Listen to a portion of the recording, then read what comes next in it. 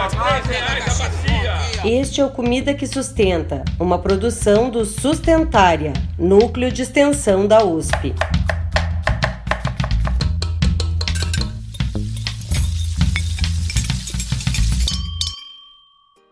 Olá, olá! Seja muito bem-vinda e muito bem-vindo ao nosso Encontro Sustentária. Pode chegar, senta e fica à vontade. Meu nome é Pamela de Cristine e esse é o segundo episódio principal da 5ª temporada do Comida que Sustenta.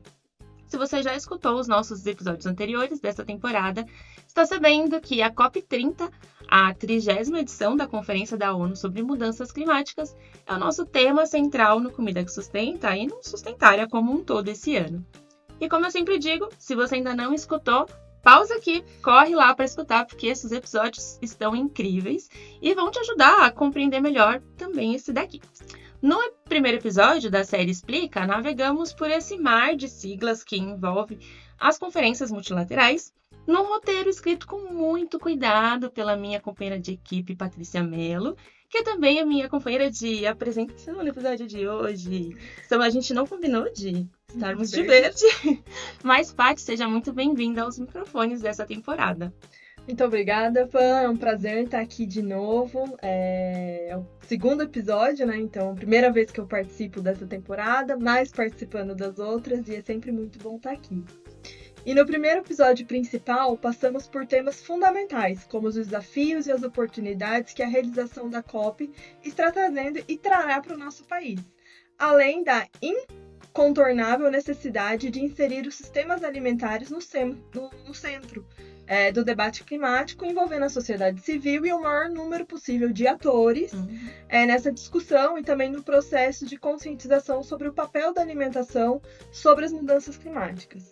E esse episódio está realmente imperdível, então recomendo muito, mas muito mesmo, que você escute ou nos assista no YouTube. Sim, então acompanha sempre lá no Spotify, no YouTube, os lançamentos. E emprestando aqui a figura de linguagem que se costuma usar para falar sobre a relevância de um tema, no episódio de hoje vamos colocar a alimentação no centro da mesa da COP, mas como será possível compreender ao longo do episódio, eu não estou falando aqui no sentido figurado. Para essa conversa, quem está conosco hoje é a Flávia Brito, que é coordenadora de advocacy e articulação também no Instituto Comida da Manhã, atuando na vocalização da agenda de transição para sistemas alimentares resilientes, inclusivos e saudáveis. Ela é formada em Química pela UFRJ, trabalha com gerenciamento de projetos há mais de 20 anos.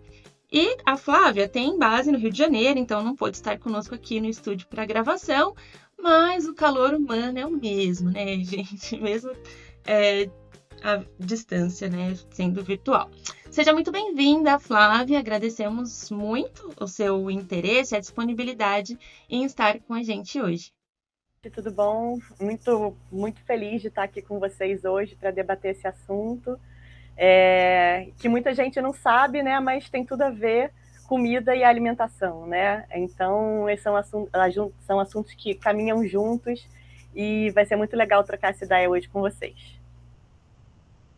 Flávia, considerando que são eventos que mobilizam dezenas de milhares de pessoas de todo o mundo, como costuma ser o padrão das refeições oferecidas nas conferências da Partes, especificamente a COP sobre mudanças climáticas, que tem mais edições acumuladas? Bom, primeiro eu não sei se todo mundo que está escutando a gente aqui hoje sabe o que é e para que serve uma COP, né? Então, eu queria começar falando que é na COP, na Conferência das Nações Unidas sobre Mudanças Climáticas, que os países do mundo inteiro, que são os negociadores, né, que são chamados de partes, deliberam sobre compromissos oficiais, tanto para mitigação quanto para adaptação das mudanças climáticas. Tem um monte de sigla, um monte de nomes diferentes, mas o Observatório do Clima ele traz uma comparação que eu acho muito bacana e muito fácil para todo mundo entender por que essas negociações elas tendem a ser tão lentas e tão complexas, né? Eles comparam com uma reunião de condomínio. Imagina numa reunião de condomínio com 198 pessoas que precisam decidir sobre uma obra enorme, né, de grandes dimensões no prédio e que precisa ser feita urgente, senão o prédio desaba. Né? Uma reforma super cara que tem um custo inicial que precisa ser repartido de forma justa entre os condôminos, né? Só que as condições de cada um, né, de cada pessoa que mora ali é muito diferente. Então, tem moradores antigos, muito antigos e muito ricos que ocupam os apartamentos maiores, grandes, né, responsáveis pelo desgaste, né, que o prédio aconteceu, sofreu, né. Tem moradores que se mudaram recente, mas que fizeram fortuna nova, né, os novos ricos que compraram cobertura, que também acaba pesando na estrutura do prédio. Então, também tem os trabalhadores, né, que compraram há pouco tempo seus imóveis e que estão ali, né, não influenciam tanto na estrutura do prédio, ou também tem aqueles que moram no puxadinho no subsolo, ou ainda tem gente que mora de favor, né? Então, como é que todo mundo deve contribuir para essa reforma, né? De que maneira, né? Como que a gente separa isso, divide essa contribuição, né? Essa reforma é o Acordo de Paris, né, que foi adotado em 2015, que é a estrutura pela qual foram estabelecidas as metas, né, de redução das emissões de gases de efeito estufa, de adaptação, e como os recursos vão ser distribuídos para que essas reformas, essas metas sejam implementadas, né, e a gente realmente consiga diminuir a crise climática. Né? Então, a COP ela é um importante espaço de manifestação dos países, principalmente do sul global, né? Que geralmente não tem muitos espaços de vocalização. E é bem legal também porque tem a presença dos observadores da sociedade civil. Né? Então, estão lá movimentos sociais, ONGs, grupos de interesse, imprensa, em diálogo tanto com os governos e fazendo pressão sobre esses negociadores. Né? Mas essa agenda de negociação ela é sempre uma disputa muito grande. Você tem uma ideia, agora em junho a gente tem o que a gente chama de pré-COP, né? Todo ano tem uma COP e no meio a gente tem a pré-COP. Nessa pré-COP, que acontece sempre na Alemanha, levou-se 3 dias para definir qual seria a agenda de discussão. Então, 3 dias desse evento foi só para os países chegarem num acordo do que eles iam debater oficialmente. Então, assim, historicamente, a agenda da alimentação e da agricultura, elas foram inviabilizadas nessas negociações oficiais, né? Ocupando muito menos espaço do que essas agendas de energia, de transporte, de combustíveis fósseis, né? Os sistemas alimentares, eles são um tópico recente na agenda oficial de programação das COPs, né? E só ganharam um dia temático, né? As COPs, elas costumam ter dias temáticos, tem um dia para tratar gênero, né? E a COP, o dia temático de alimentação só veio em 2022 na COP 27, né? Que foi no Egito. E, ironicamente, foi patrocinada por uma marca de refrigerantes, né?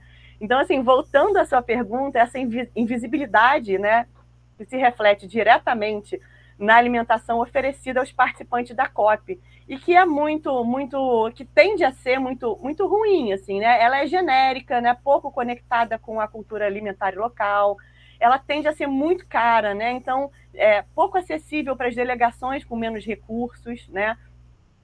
Pouco saudável, né? Uma alta concentração de fast food nas praças de alimentação e pouco sustentável também. Né, de origem desconhecida, com excesso de embalagens e um excesso de desperdício também. E essa alimentação ela não é destinada a pouca gente, né? É um público enorme que frequentam as zonas oficiais das COPs. Na COP 28, por exemplo, em Dubai, ela recebeu 100 mil pessoas. Né? E para a COP de Belém, agora, a COP 30, são esperadas 60, 70 mil pessoas nas zonas oficiais. Então, é muita gente se alimentando muito mal e caro, né? Então, assim, historicamente, essa alimentação não tende a ser legal, assim. E, Flávia, você entende que esse padrão demonstrado historicamente é um reflexo de como a relação entre as mudanças climáticas e os sistemas alimentares ainda é visto globalmente, ou seja, né, de forma pouco óbvia e central? Sim, apesar do sistema agroalimentar global responder por 1/3 das emissões dos gases de efeito estufa, né? Tipo, então 30% vem dos gases de efeito estufa, vem de sistemas alimentares, né? Essa discussão permanece, os sistemas alimentares permanecem negligenciados nessas discussões, né? E não só nas discussões, mas também no direcionamento de recursos, né? Vocês terem uma ideia, só 7% do financiamento climático global total é direcionado para ações de sistemas alimentares, né? Um outro dado interessante que a gente pode ver esse negligenciamento, né, é que apenas 50% dos países incluíram metas específicas para sistemas alimentares nas suas contribuições nacionalmente determinadas, que são as NDCs, né, que são as metas que os países elaboram, né, por livre vontade. Cada país elabora suas próprias NDCs, né, para combater os gases de efeito estufa. E aí a gente vê que quando 50% inclui metas para sistemas alimentares, esse assunto realmente é negligenciado, né? E aí no Brasil, se a gente for parar para ver, né, que é um dos maiores produtores de alimento do mundo, esses dados são ainda mais significativos, né? Se globalmente 30% vem das emissões, né, de gases de efeito estufa vem dos sistemas alimentares, no Brasil esse número chega a 74%, né, incluindo a produção e a agropecuária, né, e o desmatamento, né? Então é um número muito grande que vem dos sistemas alimentares, essa emissão de gases de efeito estufa, né? E essa conexão de clima e o que chega no prato ainda é muito pouco percebida pela população, né? E precisa, por isso, de mais debates, de debates mais amplos, né? Discutindo também sobre a concentração de terra, monocultura, o uso de agrotóxicos, né? O transporte de cadeia longa, né? A monotonia alimentar, o desperdício, todos esses aspectos, eles afetam não só as emissões, mas também a saúde, as desigualdades, né, e a proteção desses ecossistemas. Essas maneiras, né, como a gente produz, transporta, consome e descarta os alimentos impactam diretamente no clima do planeta. E mesmo assim, a alimentação segue à margem das principais discussões nas COPs, né, nas conferências, como se a gente conseguisse separar o que a gente põe no prato da saúde das pessoas, né? E dessa das pessoas e do meio ambiente, né? Então, esse sistema é um sistema que se diz eficiente, né? Em produção de escala, em produção na exportação de commodities, né? Mas ele é muito frágil quando a gente tem como objetivo alimentar as populações, né? Com qualidade nutricional e justiça ambiental climática, né? Então, a perda de biodiversidade, esses impactos na agricultura, insegurança alimentar, elas são consequências diretas do aquecimento global. E a relação entre sistema alimentar e clima, ela devia ser central na agenda da COP, né? Quando a gente pensa ainda nacionalmente, a gente vê que desafio é transformar essa cadeia alimentar, né? O Brasil, então, acho que ele tem que aproveitar essa oportunidade de sediar a COP, aproveitar que a gente tem o combate à fome, né, como uma das nossas principais bandeiras, né, que a gente a gente é referência mundial nas políticas públicas de segurança alimentar e nutricional, né, a gente é referência em sistemas produtivos que apresentam soluções e não problemas, né, para adaptação e para mitigação, como as práticas agroecológicas, os saberes de povos e comunidades tradicionais, né, e a gente tem que aproveitar tudo isso para se afirmar como uma liderança climática na agenda da alimentação. Eu acho que sediar a Conferência do Clima em Belém, na Amazônia, precisa reconhecer os povos e a biodiversidade local como protagonistas e parte dessa solução. Senão a gente vai estar só reproduzindo o modelo predatório que a conferência precisa combater. Tá bom? Acho que é por aí, assim, não sei se eu me fiz entender. Fez todo sentido, Flávia. E a iniciativa na mesa da COP, liderada pelo Instituto Comida do Amanhã e pelo Instituto Regenera, busca transformar esse padrão para a COP 30, que será realizada aqui no Brasil em novembro de 2025. Você pode nos contar como surgiu essa iniciativa e qual ou quais os objetivos dela? Bom, desde 2023, o Comida do Amanhã ele trabalha junto com várias outras organizações na agenda de sistemas alimentares e clima, né? E aí, desde o ano passado, a gente está empenhado em ampliar e ocupar a COP30 com debates relacionados à promoção da transformação de sistemas agroalimentares, né? Monótonos, concentradores de renda, promotores de sindemia global, né? Acho esse conceito muito legal de sindemia, né? A junção das epidemias de doenças não transmissíveis, obesidade, fome, agravamento das mudanças climáticas, né? Então, assim, a gente está muito empenhado em ocupar com esses debates para transformar sistemas alimentares, né? Tanto para as pessoas como para o planeta, né? E a iniciativa na mesa da COP30 é uma das trilhas de trabalho dessas organizações, né? Ela é fruto de uma coalizão de um monte, né, de dezenas de organizações da sociedade civil, para colocar a alimentação no centro da conferência, tanto nos debates quanto nos serviços de alimentos, né? Então, no que vai ser servido na COP, né? E a iniciativa, a gente vem dialogando com os organizadores do evento, com ministérios federais, para garantir que a alimentação que seja disponível às delegações e para todo mundo que estiver lá, sigam os princípios do Guia Alimentar para a População Brasileira, né? Respeitando cultura alimentar local, priorizando alimentos in natura, minimamente processados, que vêm, né, da agricultura familiar, da agroecologia, de povos e comunidades tradicionais, né? E reconhecendo esses produtores, né? Então, ela surge muito desse contexto que a gente vem falando aqui desde que a gente começou, da necessidade de se colocar em evidência como a perda de biodiversidade, os impactos na agricultura e aí a insegurança alimentar são consequências diretas desse aquecimento global. E aí, em 2023, a gente marcou muito a gente duas frases que a gente escutou, né? Uma foi uma provocação feita pela Ana Toni, hoje que é CEO da COP30, na época era secretária de mudança do clima do MMA, que ela pergunta no evento em São Paulo, né? Que alimentos vamos servir na COP30, né? E a outra do Vicente, da Rede Bragantina, de Economia Solidária, durante a cúpula da Amazônia, que, tipo, nem uma pergunta, mas uma afirmação, né? Indignado, tipo, são os nossos alimentos que deveriam estar ali, né? Muito em função porque o principal serviço de alimentação do Centro de Convenções em Belém, né, na cúpula da Amazônia, era um restaurante de fast food.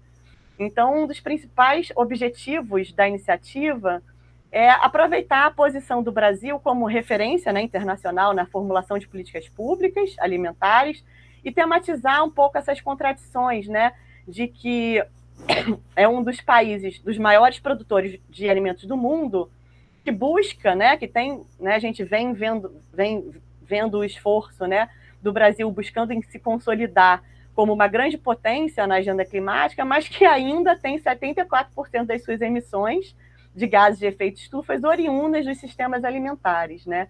Então, a gente quer colocar na mesa da conferência um cardápio que seja alinhado ao debate climático, né? Incidir nos debates a partir da alimentação oferecida, mostrar que essa alimentação ela pode ser diferente nos espaços da COP, que é possível, sim, alimentar grande quantidade de pessoas com agricultura familiar e dar protagonismo para esses agricultores, né?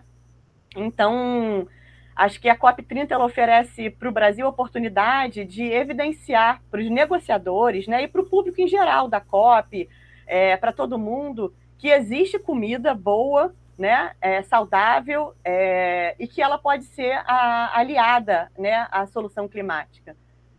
E para garantir a viabilidade dessa proposta, né, foi realizado um mapeamento, né, com cooperativas, associações, produtores do Pará, né, identificando volume de produção, uma série de detalhes mesmo, né, categoria de alimentos, né. Além disso, a gente está fazendo também articulações com o poder público local para garantir essa infraestrutura operacional, né, tipo, não só que exista a produção, mas que ela consiga ter uma infraestrutura para chegar na COP, né. Então, acho que a gente quer transformar Belém num exemplo a ser seguido pelas próximas COPs, né? E que os sistemas alimentares, eu acho que não sejam tratados só como um detalhe logístico, né? Mas como um eixo estratégico da discussão. Sim, Flávia, acho que essa é uma grande oportunidade do Brasil mostrar, né, esse potencial globalmente, mas também mostrar para os próprios brasileiros, né, a importância da gente discutir e valorizar, né, a biodiversidade brasileira, né, dos nossos alimentos, da biodiversidade local. Então, acho que essa é uma fala bastante importante, é o que a gente espera mesmo da COP aqui no Brasil. E também, até o momento aqui que estamos fazendo a gravação, que é em meados de julho de 2025, queria te perguntar quais os avanços ou acordos que a iniciativa já conseguiu garantir. Bom, desde o lançamento da iniciativa em novembro de 2024, a gente vem investindo muito em articulação, né, junto aos elos do governo, aos conselhos nacionais, à sociedade civil, para mostrar que é possível ter uma alimentação local saudável para as pessoas e para o planeta na COP, né? E a maneira que a gente produz, distribui e consome também é fundamental para combater a crise climática.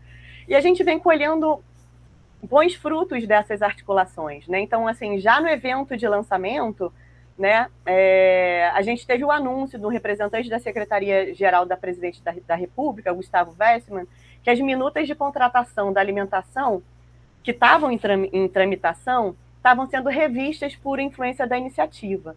Né? A gente teve endossos muito importantes de órgãos como o Conselho Nacional de Segurança Alimentar e Nutricional, o CONSEA, né? O Conselho Nacional de Povos e Comunidades Tradicionais, a Comissão Nacional de Agroecologia e Produção Orgânica também endossou a iniciativa, e o Centro de Excelência contra a Fome da ONU, né, também. E além de diversos ministérios, né, do governo federal, o que demonstra para a gente um reconhecimento e importância dessa proposta. A gente teve também a formação, né, depois que a gente começou essas conversas, a formação de um grupo de trabalho interministerial para a elaboração das regras para a alimentação que vai ser oferecida na COP.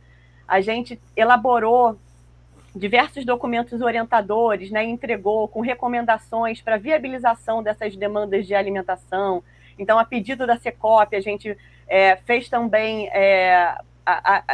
o FAQ, né, as perguntas frequentes para o site oficial da COP30, documentos, né, para a Organização dos Estados Ibero-Americanos, né, que está junto da Secop, contribuindo com a execução do evento, né, responsável pelas licitações das empresas que vão operar lá a Blue e a Green Zone, né. E a gente teve convite também para acompanhar as visitas da Secop e da OEI, né, junto à Conab e à Copabel, que é uma das principais cooperativas que fornecem alimentos hoje para o PENAI, na região de Belém, né, para a viabilização dessa estrutura de armazenamento desses alimentos, né. E a gente teve uma adesão a pauta na imprensa muito grande, assim, então, resultando nessa grande visibilidade e repercussão positiva, assim, né. E, recentemente, a gente ficou muito feliz com o anúncio oficial feito pela presidência da COP, né, de que 30% dos alimentos oferecidos vão ser comprados da agricultura familiar e povos e comunidades tradicionais. A gente só não acha que acaba aí, né? Porque a gente quer ver esse compromisso anunciado, refletido nas premissas contratuais, né? Para que essa meta seja atendida, a gente precisa também ter um órgão de monitoramento, para a gente saber quanto dessa meta foi atendida, né? Para não acontecer aquele famoso a gente compra na volta, né? Ah, tá, então tá, a gente quer que 30% seja comprado, mas o que a gente está fazendo para viabilizar essa compra? Né, um outro avanço que a gente acha muito bacana também foi a inclusão da transição dos sistemas agroalimentares entre um dos eixos prioritários na agenda da ação, né, a agenda de ação lançada pela presidência da COP30. Então, sem dúvida, é uma oportunidade concreta para abrir espaço nas negociações climáticas sobre o debate da transição desses modelos agroalimentares vigentes, né? E acho que, embora tenha sido anunciado, né, esses avanços, a gente ainda tem muito trabalho para fazer, né, para alcançar essa ambição de transformar esse setor de forma estrutural mesmo, né, necessário para a gente conseguir substituir essas práticas convencionais por alternativas mais justas, eu acho, né, mais justas e eficazes. E por fim, Flávia, acho que você falou um pouco sobre o legado, Mas qual o legado ou quais aprendizados vocês esperam que a iniciativa na mesa COP30 deixe para as futuras conferências das partes, seja ela do clima, da biodiversidade ou da desertificação? Bom, acho que pela primeira vez, né, em uma COP, a alimentação do próprio evento pode se tornar um motor de mudança para a região onde a conferência vai ser realizada, né? Além de valorizar a produção sustentável, né, o Na Mesa da COP pretende também deixar um legado duradouro para Belém e para sua região metropolitana e para a região amazônica, né, incentivando, mesmo após a conferência, a priorização de alimentos, né, a priorização de alimentos da biodiversidade, né, e de práticas agrícolas sustentáveis nas compras públicas e na oferta também dos alimentos para os estabelecimentos privados também, né? Então, a agricultura urbana e periurbana de Belém, ela tem o potencial de abastecer 100% da população da cidade com legumes e frutas, né? E a gente vê também que a produção regional tem um enorme potencial de mercado, porque 80% dos alimentos que chegam no principal entreposto de distribuição de Belém vem de outros estados, né? Então, assim, se a gente conseguir fazer com que essa meta de 30% seja executada, a expectativa é que a compra desses insumos para o evento injete mais ou menos 5 milhões e meio na agricultura familiar, né? Uma oportunidade enorme e real de gerar renda, né, no campo de forma sustentável, né? Essa priorização dos alimentos oriundos da agricultura familiar e povos de comunidades tradicionais, né, pode influenciar o desenho de práticas públicas alimentares mais justas e sustentáveis, né? Pode redefinir esse desenho de compras institucionais, pode também inspirar novos modelos de desenvolvimento, mostrando que sistemas alimentares eles podem ser aliados à justiça climática. Então, fica para Belém mapeamento da base produtiva, essas articulações todas para ampliação de oferta desses alimentos nas compras públicas e nos mercados institucionais, né, a ampliação de oportunidades de renda para os produtores, né, e a expectativa também é que, após a COP30, as conferências elas possam refletir as temáticas de alimentação e de agricultura de maneira indissociável dos alimentos, né, então, que são oferecidos, né. Então, acho que inserir os sistemas alimentares nessa pauta climática é reconhecer que não há transição possível sem mudanças profundas na forma com que a gente produz, distribui e consome os alimentos, né? E que esse é um debate que não pode se encerrar aqui. Acho que é isso. A gente quer muito que esse seja um exemplo muito bem sucedido na COP30 e que seja legado para outras COPs também. Ai, maravilha, Flávia. Obrigada, né, pela resposta. Acho que com isso já estamos prontas para ir para o quadro que todo mundo espera, porque dele saem ótimas referências para que as pessoas possam se aprofundar mais no tema a cada episódio. Sustentária indica.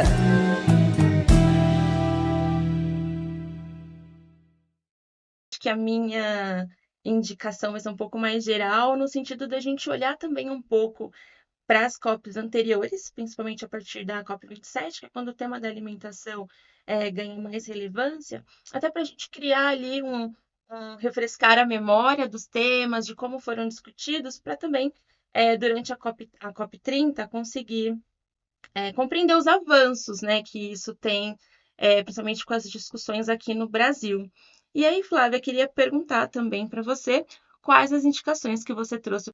Eu acho que é fundamental a gente entender, né, essa relação de clima e sistemas alimentares, né? Então, acho que tem 2 policy briefs muito bacanas, um chamado Monitoria dos Sistemas Agroalimentares e as oportunidades que surgem da Aliança Global contra a Fome e a Pobreza e a Mobilização Global contra as Mudanças do Clima. Depois eu deixo o link para vocês. Tem um policy brief também que a Cátedra José de Castro lançou recentemente, que é super bacana por uma transição justa e sustentável do sistema alimentar. Tem os podcasts do Sustentária, do Joio e do Trigo, que são muito bacanas. E tem muita informação legal também nos sites do Comida do Amanhã, nas redes sociais, né?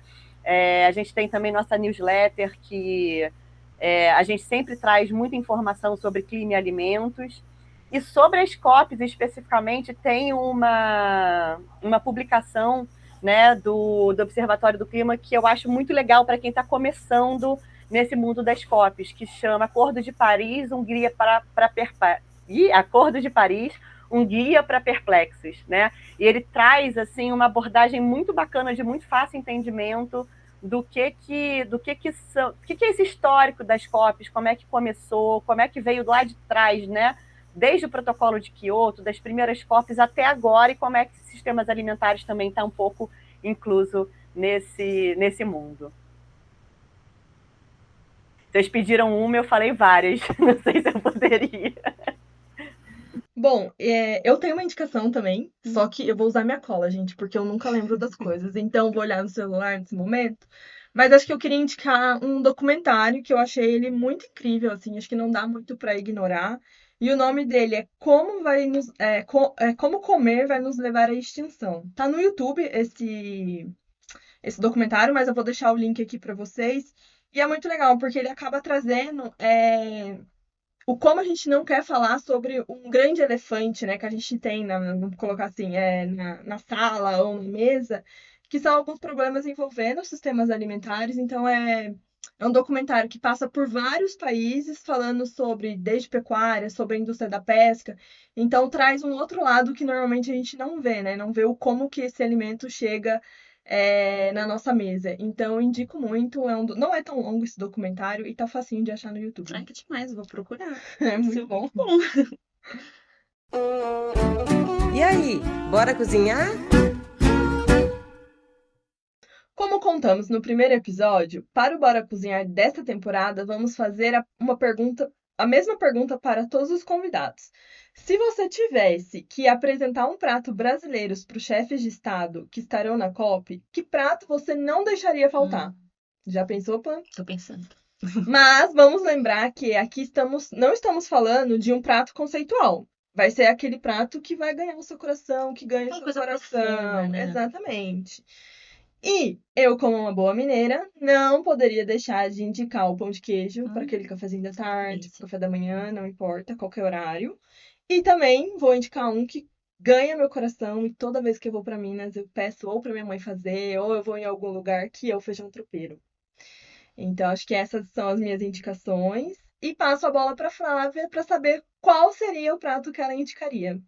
Bom, pensando que a COP é em Belém, né? Eu acho que em vez de indicar um prato, eu acho que eu não deixaria de falar dos ingredientes locais, né? Oriundos da agricultura familiar dos povos de comunidades tradicionais.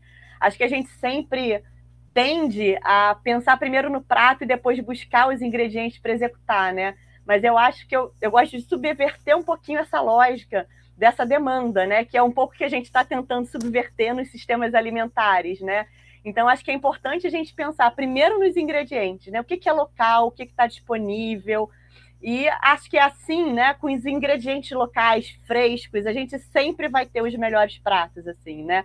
Sempre vai ter aquela coisa de você comer e falar, nossa, de você se surpreender. Então, assim, acho que pensando nisso, eu acho que eu abusaria muito dos pratos com tucupi, jambu, né? Como tacacá, arroz de pato. Acho que dos pescados da região também, né? Do pirarucu e do filhote, comendo com açaí, né? Que é completamente diferente, que eu acho, pelo menos aqui no Sudeste, é completamente diferente, né?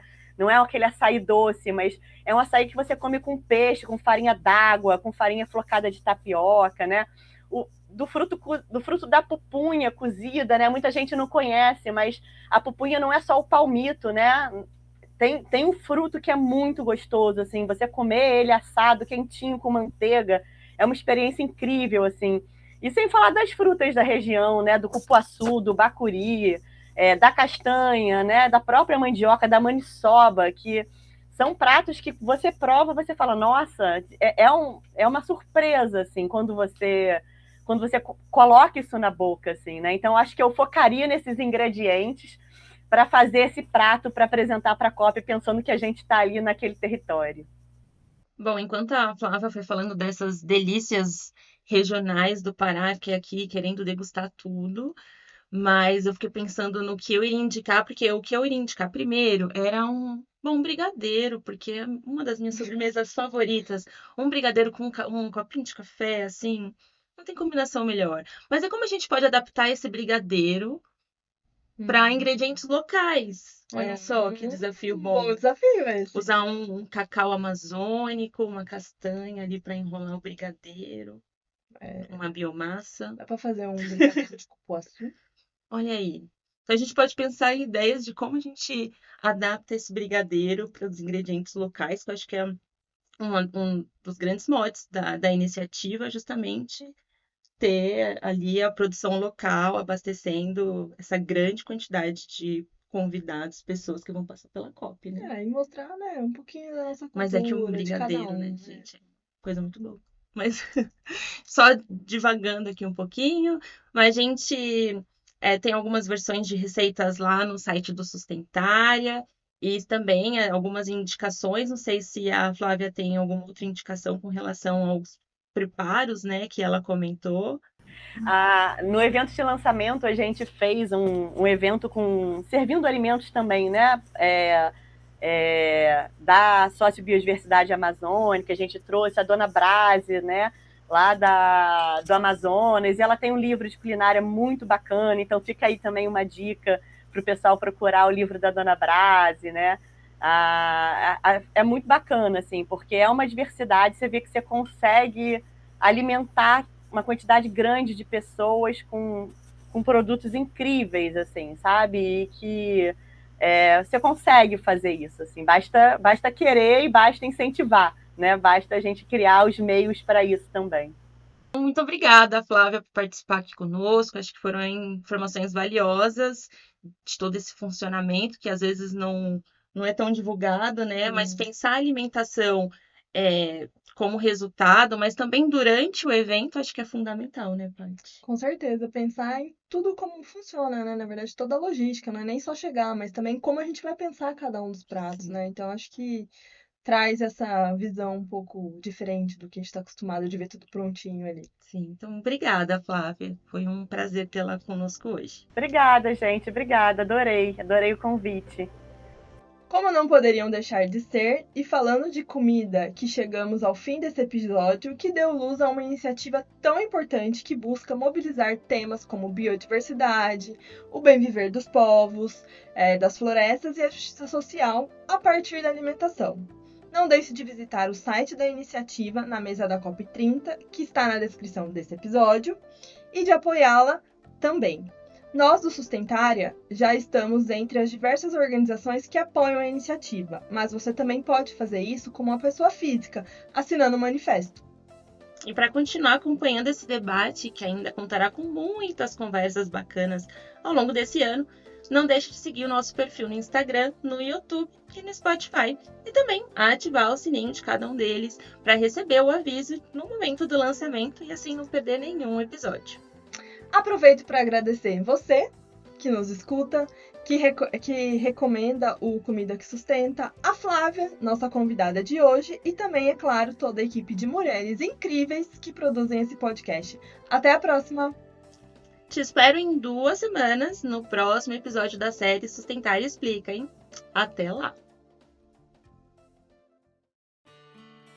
O Comida que Sustenta é uma produção do Sustentária. Para ouvir ou assistir a todos os episódios, nos siga no Spotify, no YouTube ou acesse sustentaria.com.br. A coordenação, o apoio à pauta, roteiro e pesquisa dessa produção foram de Nadine Marques e Mariana Razueta. Apresentação de Pamela de Cristine e Patrícia Mello. A edição foi de Lúcia Santos Felipe e as trilhas sonoras sonoplastias de Daniela Viana e Fernando Curain. Os materiais de divulgação são de Lúcia Santos Felipe e Laís Dias, com apoio da agência Mica. O Sustentária é um núcleo de pesquisa e extensão da USP, idealizado e coordenado por Arline Martins de Carvalho, professora do Departamento de Nutrição da Faculdade de Saúde Pública da USP.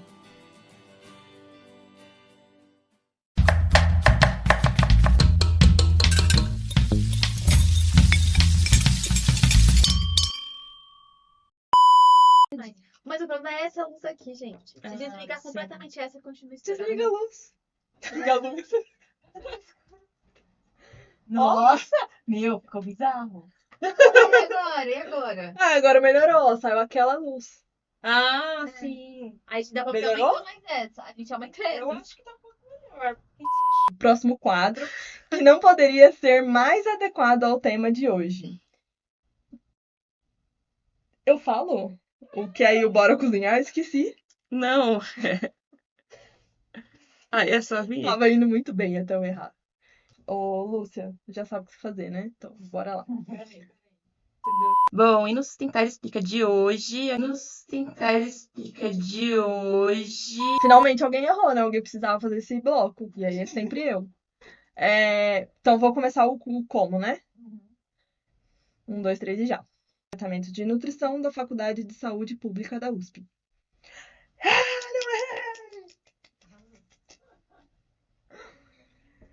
Tchau. Tchau!